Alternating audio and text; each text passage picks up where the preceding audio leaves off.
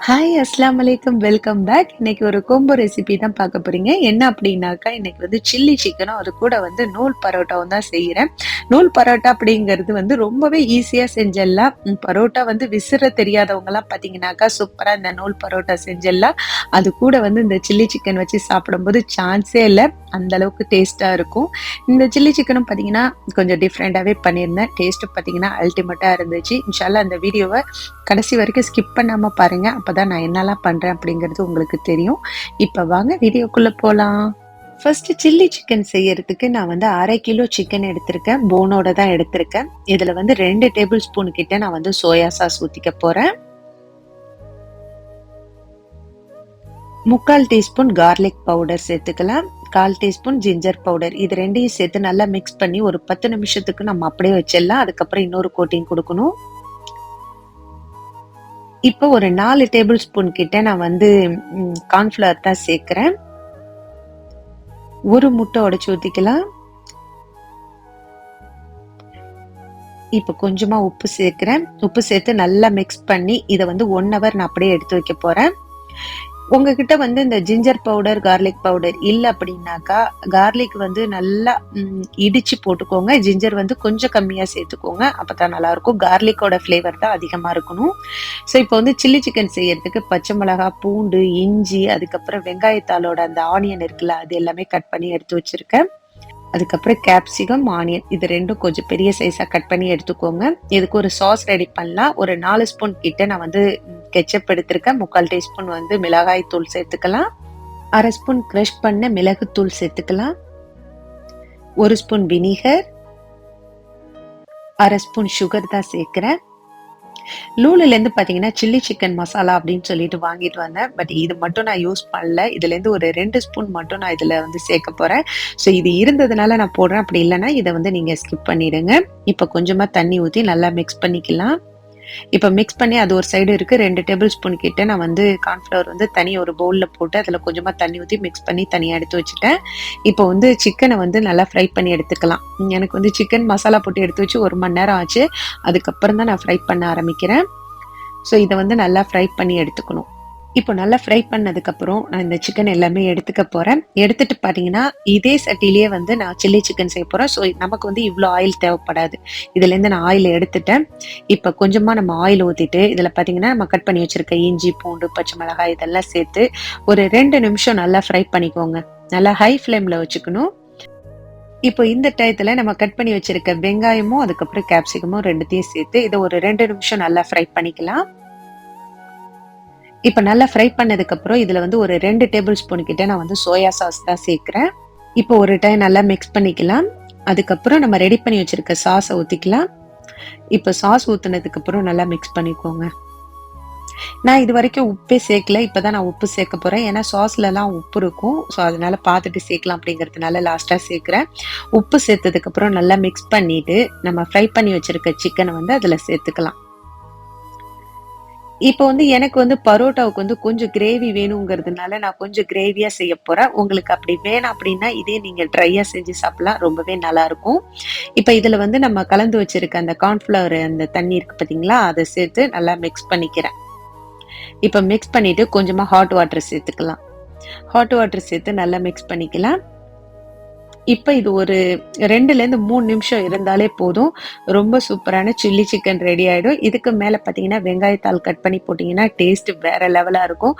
ரொம்ப ரொம்ப டேஸ்டா இருந்துச்சு. இன்ஷால்லா நீங்க ட்ரை பண்ணி பாருங்க.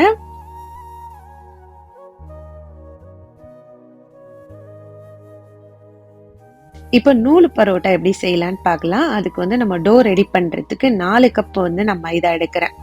4 கப் மைதாவும் பாத்தீங்கன்னாக்கா 1 கிலோக்கு கொஞ்சம் கம்மியா இருக்கும். நான் வந்து இன்னைக்கு வந்து பிளெண்டர்ல தான் வந்து டோ ரெடி பண்ண போறேன்.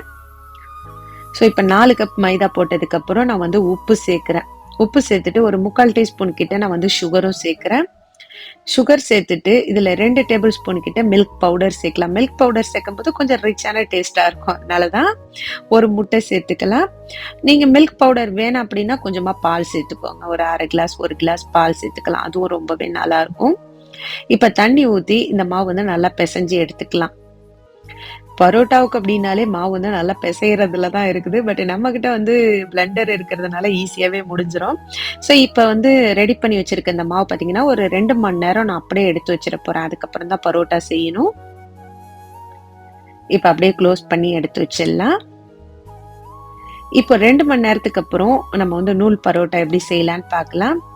கையில கொஞ்சமா ஆயில் தடவிட்டு இதை வந்து சின்ன சின்ன பாலா நம்ம வந்து உருண்டை பிடிச்சி எடுத்துக்கலாம். இந்த பரோட்டா பாத்தீங்கன்னா எல்லாருமே ஈஸியாவே செஞ்சிடலாம். நிறைய பேருக்கு வந்து பரோட்டா செய்யணும் அப்படின்னா அது விசிற தெரியாததுனாலதான் பரோட்டாவே செய்ய மாட்டாங்க. பட் வந்து இந்த நூல் பரோட்டா வந்து ரொம்பவே ஈஸியா செஞ்சிடலாம். இப்ப நம்ம ரெடி பண்ணி வச்சிருக்க ஒரு உருண்டை எடுத்து நல்லா வளர்த்திக்கணும். இந்த நூல் பரோட்டா செய்யறதுக்கு நம்ம வந்து விசிறக்கூடாது. இந்த மாதிரி தான் வந்து நல்லா வளர்த்தி தான் எடுத்துக்கணும். இப்ப நல்லா வளர்த்தியாச்சு. நான் வந்து அமேசான்ல இருந்து பாத்தீங்கன்னா இந்த நூல் பரோட்டா செய்யறதுக்குன்னு இந்த நைஃப் வாங்கியிருந்தேன். ஸோ இதால பாத்தீங்கன்னா நம்ம கட் பண்ணிக்கலாம். இது இல்லை அப்படின்னாலும் கத்தியால கட் பண்ணலாம். பட் இது வந்து இன்னும் சின்ன சின்னதா இருக்கும் அப்படிங்கிறதுனால நான் இதால கட் பண்ணேன். ஸோ கட் பண்ணிட்டு இந்த மாதிரி 2 சைடும் இந்த மாதிரி மடிச்சுக்கலாம். 2 சைடு இந்த மாதிரி ரோல் மாதிரி பண்ணிட்டு இதை வந்து ஒன்று மேலே ஒன்று இப்படி வச்சுட்டோம் அப்படின்னாக்கா நல்ல லேயர் கிடைக்கும். ஸோ அவ்வளோதான். இதே மாதிரி பார்த்தீங்கன்னா நான் எல்லாமே செஞ்சு எடுத்துக்க போறேன். நான் இன்னொன்னு செஞ்சு காமிக்கிறேன்.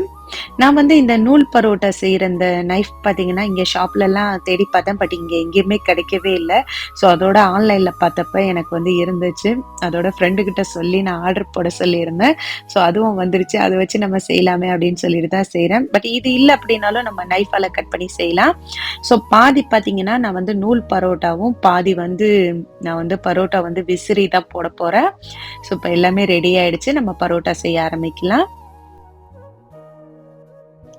இப்ப விசிறி வச்சிருந்த பரோட்டா பாத்தீங்கன்னா கையால இது போல நல்லா வந்து தட்டிக்கோங்க. ரொம்பவும் மொத்தமா இருக்கக்கூடாது, ரொம்பவும் மெலிசா இருக்கக்கூடாது.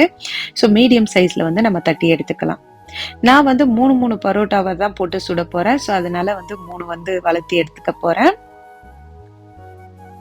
இப்ப தோசைக்கல் நல்லா சூடு வந்ததுக்கு அப்புறம் இதுல 1 டேபிள் ஸ்பூன் கிட்ட நான் வந்து எண்ணெய் சேர்த்திருக்கேன். அதுல வந்து நம்ம வளர்த்தி வச்சிருக்கோம்ல பரோட்டா அதை வந்து சேர்த்துக்கலாம். சேர்த்துட்டு பாத்தீங்கன்னாக்கா நல்லா திருப்பி திருப்பி விட்டு நல்லா வந்து பரோட்டா வந்து நல்லா சுட்டு எடுத்துக்கலாம். அப்பப்ப கொஞ்சம் வந்து ஆயில் சேர்த்துட்டு நல்லா இது போல திருப்பி திருப்பி விட்டு நல்லா வந்து இந்த பரோட்டாவை சுட்டு எடுத்துக்கலாம். இப்ப ஆல்மோஸ்ட் வந்து பரோட்டா எல்லாமே ரெடி ஆயிடுச்சு.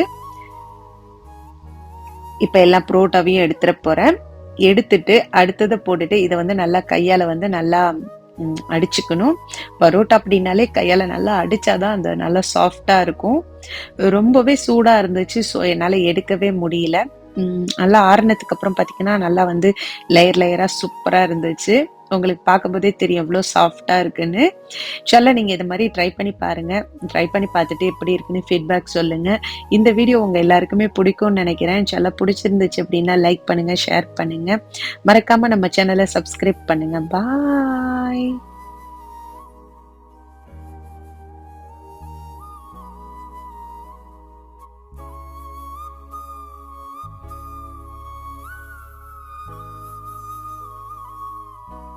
இந்த வீடியோ உங்களுக்கு பிடிச்சிருந்தா லைக் பண்ணுங்க, ஷேர் பண்ணுங்க, சப்ஸ்கிரைப் பண்ணுங்க.